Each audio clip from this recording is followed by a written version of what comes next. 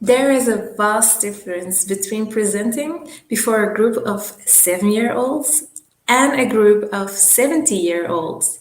And I think you can all agree on that. So today we're going to talk about what you can do to make your presentation effective, no matter what age you present to. And in order to do that, you need to be able to give age appropriate messages. Today, I'm going to talk about 3 age groups and giving you quick tips on how you can improve your presentation so that you can be relevant for each of these 3 age groups. So, welcome. My name is Joyce Okombo, and here at Presentation and Conversation, we like to help you grow in your confidence, and your character. So, are you ready? Just gonna take a sip of water. A sip, sorry. So, what is our first group? We're going to look first at young listeners. So, young listeners, children, in other words, they love drama. They love anything that is a bit over the top, isn't it? Anyone with children will notice. They listen to us when we use our voice and we use it exaggerated. So if you already use intonation and hand motions when you speak to adults, do it even more with children. They love it. So use drama. Another thing to consider is that children have very short concentration spans. So take the age as a measurement of how long you can speak. A group of 7-year-olds means that you have 7 minutes to bring your message across. Then do something active. And if you still need to talk more, do it after some movement so that they can get that energy out and have a new start to concentrate. Sorry, I still struggle a little bit with the voice. And the last thing when it comes to children is they learn by experiencing. So get them to experience what you're talking about. They need to get their hands dirty. They need to feel it and see it and touch it. These were the 3 tips on young listeners. Let's look at the next group, teens. With teens, I think it's all about relevance. We need to really enter into their worlds and make our message relevant to the phase that they're living in right now.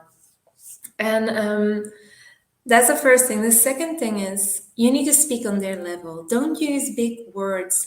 Don't go all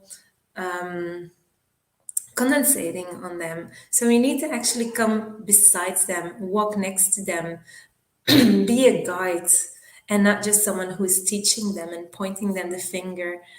They need someone next to them. So relevant on their level. And the third thing, we need to activate them. So challenge them with what you say, to take that information into action, to take action on that which you have said. Make it in a way that they feel inspired and called to action. These are the 3 things about teenagers. That was our second group. Let's look at the third group, adults. Adults, of course, is a very broad group. It's anyone who it's from the age that you're independent and it goes very long, very far out. But there are some things that we can say about this group. First and for all, a lot of the adults, and this is more to people that are a little bit more advanced in age, they can be very rigid, meaning they are set in their ways, especially if you have someone who has been doing the same thing the same way for a very long time. So change, innovation, new ideas can come hard on these people. And you have to do it gently. And one way to do it is by very clearly demonstrating the benefit that it will bring into their life.